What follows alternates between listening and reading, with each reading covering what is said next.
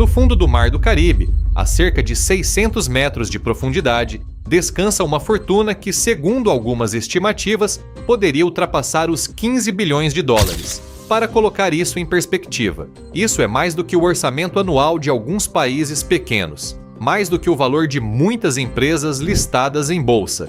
E está lá embaixo, em silêncio. Não é uma lenda, não é um mito romântico de piratas. É um navio real, um galeão espanhol. Seu nome era San José. Ano de 1708. O Império Espanhol transportava desde a América toneladas de riqueza extraída de suas colônias. Prata do Peru, ouro, esmeraldas, moedas recém-cunhadas. O San José não era um navio qualquer. Era o navio insígnia de uma frota do tesouro, uma espécie de banco flutuante. Naquela noite, diante de Cartagena das Índias, a frota foi interceptada por navios britânicos. Houve combate, tiros de canhão, fogo cruzado. E então, aconteceu o impensável. Uma explosão. O paiol de pólvora explodiu. O casco se partiu. Mais de 600 pessoas morreram em poucos minutos. O navio desapareceu sob a água. E com ele, o que muitos consideram o maior tesouro já perdido no mar. Durante 3 séculos foi apenas um rumor,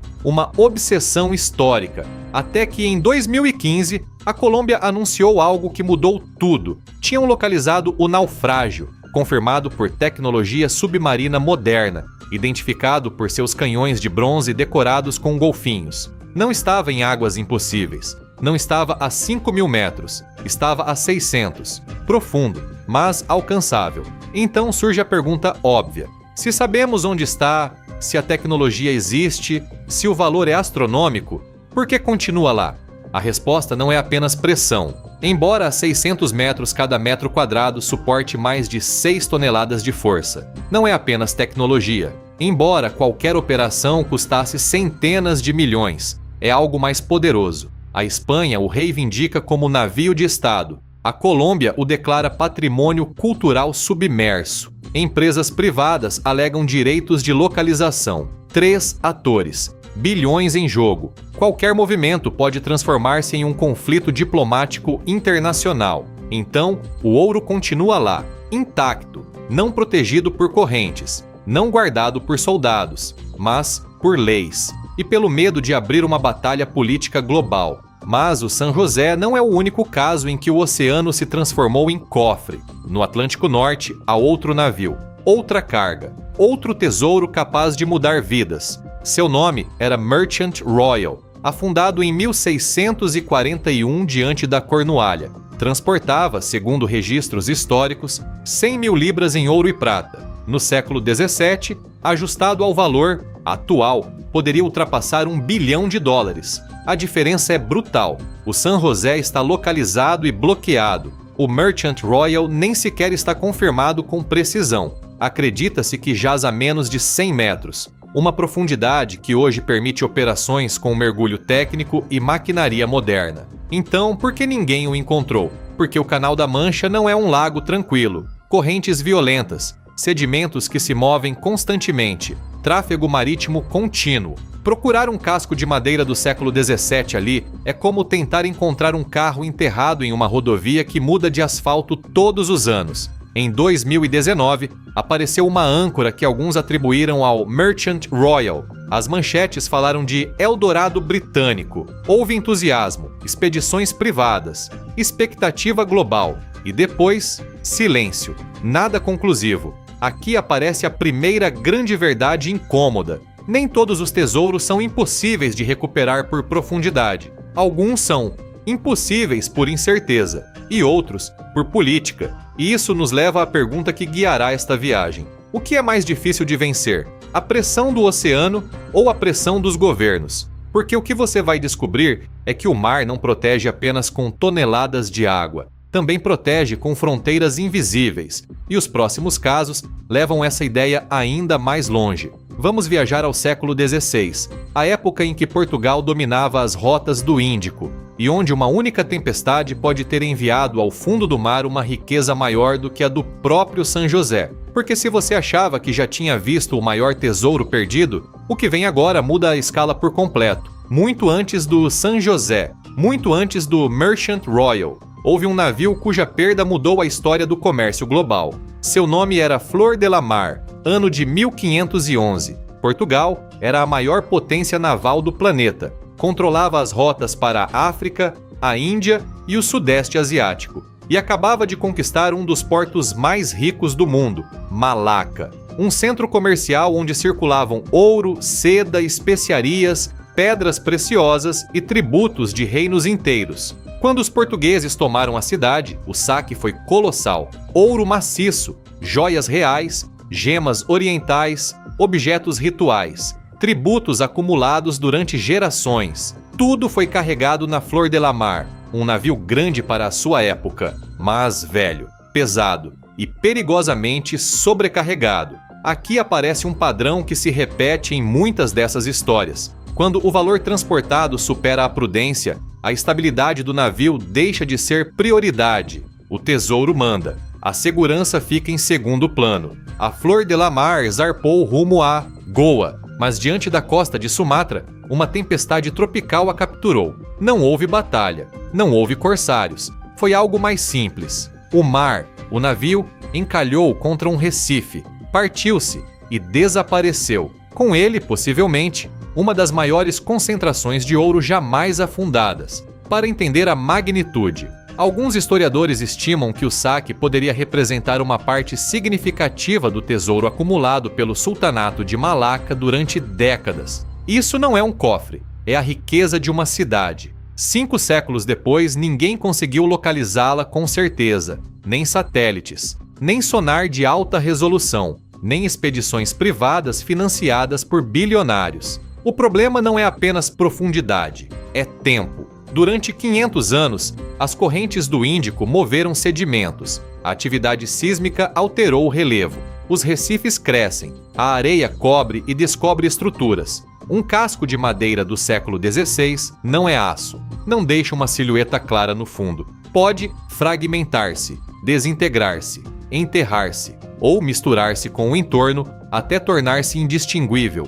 Aqui, o inimigo não é a pressão, é a geologia, é a erosão, é a passagem do tempo. E agora imagine que, além disso, o navio não afunda intacto. Imagine fogo, imagine explosões, imagine que a carga cai em queda livre durante centenas de metros. Isso nos leva ao próximo caso, o Cinque Chagas. Ano de 1594, partiu de Goa rumo a Lisboa. Não transportava apenas especiarias, transportava riqueza concentrada na sua forma mais pura, diamantes, rubis, pérolas, ouro. Fala-se de uma das maiores cargas de pedras preciosas já reunidas em um único navio. Perto dos Açores, foi interceptado por corsários ingleses. 2 dias de combate. Finalmente, o navio pegou fogo e afundou no Atlântico aberto. Aqui, a equação muda. Não falamos de recifes costeiros, falamos de mar profundo, de encostas submarinas, de correntes atlânticas. As estimativas situam o naufrágio a várias centenas de metros, talvez mais. E quando um navio se incendeia antes de afundar, o problema se multiplica. O casco pode desintegrar-se durante a queda. Os lingotes descem rápido. As gemas podem dispersar-se. Os restos podem espalhar-se em um raio amplo. Não é um cofre intacto esperando ser aberto. É um campo tridimensional de restos enterrados, dispersos e fragmentados. Procurar diamantes do século XVI em uma encosta submarina instável é como tentar reconstruir uma explosão em plena escuridão permanente. E mesmo assim, o Cinque Chagas continua lá, sem ser recuperado. 5 séculos depois, 2 impérios diferentes, e o mesmo resultado.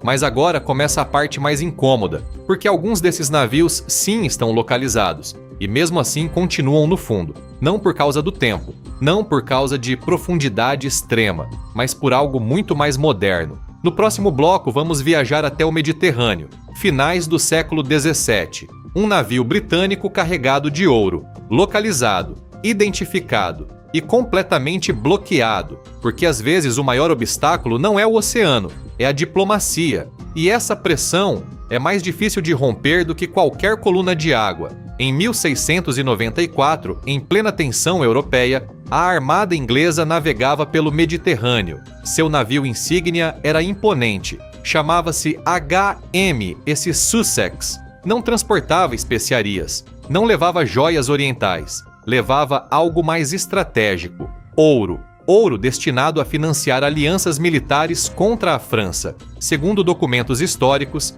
a carga incluía toneladas de moedas e lingotes com um propósito claro: comprar poder, comprar lealdades, comprar guerra. Perto do Estreito de Gibraltar, uma tempestade devastadora atingiu a frota. Vários navios afundaram, entre eles o Sussex. Durante séculos foi apenas uma nota em arquivos navais, até que no século XXI, tecnologia moderna o localizou, a cerca de 800 ou 900 metros de profundidade. Não é um mito, não é uma teoria.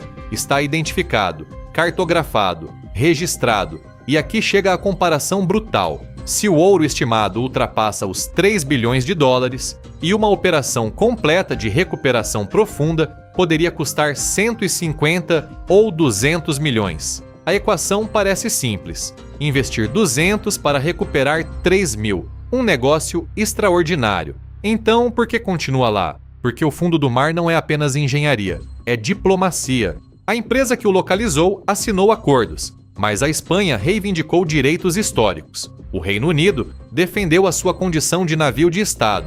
A diplomacia entrou em jogo, e quando a diplomacia entra, a recuperação congela. O Sussex está lá. Sabemos onde está. Podemos chegar até ele, mas ninguém quer ser o primeiro a cruzar a linha legal. E esse padrão não é único, porque no Golfo do México há outro caso silencioso, menos mediático, mas igualmente complexo: o galeão Nuestra Senhora del Juncal, ano de 1631, frota da Nova Espanha, rumo à Europa com prata mexicana, lingotes, moedas, tributos acumulados durante anos. Um furacão destruiu a frota. O Juncal desapareceu sob a água. A diferença aqui é interessante: não há explosão épica, não há corsários, não há diplomacia moderna visível. Há algo mais complexo: documentação histórica precisa, manifestos detalhados, registros aduaneiros. Sabemos o que transportava, sabemos quanto transportava. O que não sabemos com precisão é onde terminou. As correntes do Golfo do México são dinâmicas, os sedimentos se movem, as zonas possíveis de busca são amplas. Mas mesmo que fosse localizado com precisão absoluta, o México protege firmemente seu patrimônio submarino. Não há exploração comercial livre, não há leilões, não há lingotes vendidos no mercado. E isso introduz uma realidade fria. Quando a lei elimina o benefício econômico, desaparece o incentivo privado. E sem capital privado, muitas operações simplesmente não acontecem. Porque recuperar um galeão não é uma aventura romântica, é um projeto industrial multimilionário. E ninguém investe centenas de milhões para não poder recuperar retorno. Aqui aparece a segunda grande verdade incômoda: alguns tesouros não são recuperados porque legalmente não é rentável fazê-lo. E isso nos leva a algo ainda mais profundo. Se você soma o valor estimado dessas 6 fortunas, pode estar falando de mais de 25 bilhões de dólares. O suficiente para financiar infraestruturas nacionais, o suficiente para transformar economias regionais. E mesmo assim continuam sob a água, não por impossibilidade técnica absoluta, mas por um equilíbrio delicado entre custo, risco e conflito internacional. No último bloco, vamos juntar todas as peças. Vamos comparar profundidade real, custo real, risco real. E vamos responder a pergunta que esteve flutuando desde o início: qual dessas 6 fortunas é hoje a mais improvável de recuperar? Porque nem todas estão protegidas pela mesma coisa. Algumas estão protegidas pela pressão, outras pelo tempo, e outras por algo muito mais difícil de perfurar do que o fundo marinho: a política. Se analisarmos esses 6 casos com frieza, aparece um padrão claro: nem todos estão protegidos pela mesma coisa. O oceano tem várias camadas de defesa.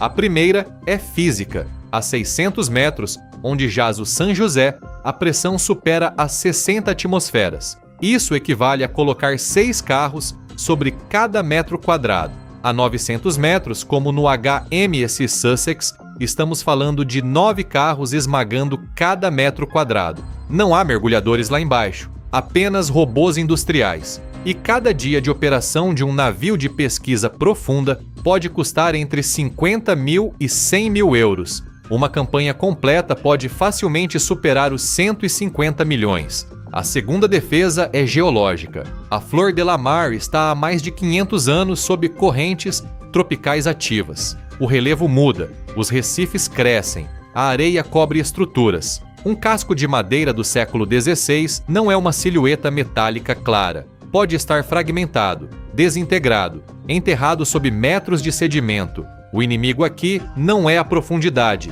é o tempo. O Cinque Chagas acrescenta outra variável: incêndio antes do afundamento, dispersão da carga, encosta submarina. Não é um cofre esperando ser aberto, é um campo de restos espalhados em 3 dimensões. A terceira defesa é a incerteza. O Merchant Royal provavelmente descansa a menos de 100 metros, tecnicamente acessível, mas em uma das zonas marítimas mais dinâmicas do planeta. Correntes violentas, sedimentos móveis, tráfego constante. Todos os anos o fundo muda ligeiramente. Procurá-lo é como tentar encontrar um objeto enterrado em uma autoestrada que é reasfaltada continuamente. E depois vem a defesa mais poderosa, a lei.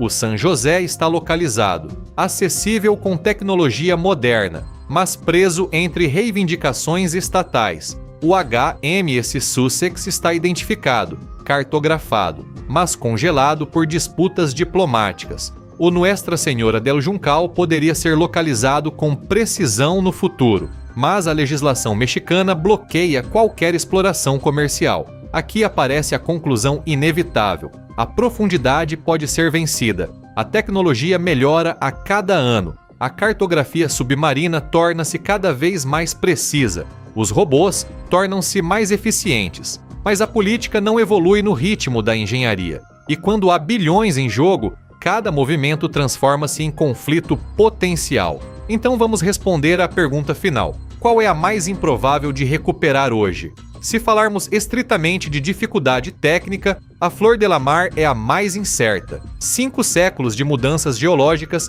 fazem com que até localizá-la seja um desafio enorme. Se falarmos de bloqueio político, o San José é o mais blindado. Está lá, sabemos onde está, podemos chegar. Mas qualquer tentativa pode desencadear uma disputa internacional de grande escala. Se falarmos da combinação entre profundidade e diplomacia, o HMS Sussex representa o equilíbrio perfeito entre possibilidade técnica e paralisia legal. Mas se eu tivesse que escolher uma como a mais improvável no curto prazo, seria o San José, porque não depende de avanços tecnológicos, depende de vontade política. E essa é a barreira mais imprevisível de todas. Enquanto isso, sob camadas de escuridão permanente, a temperaturas próximas dos 4 graus, milhares de toneladas de ouro, prata, diamantes e esmeraldas continuam em silêncio absoluto, não guardadas por vigilantes, não protegidas por cadeados, mas pela pressão,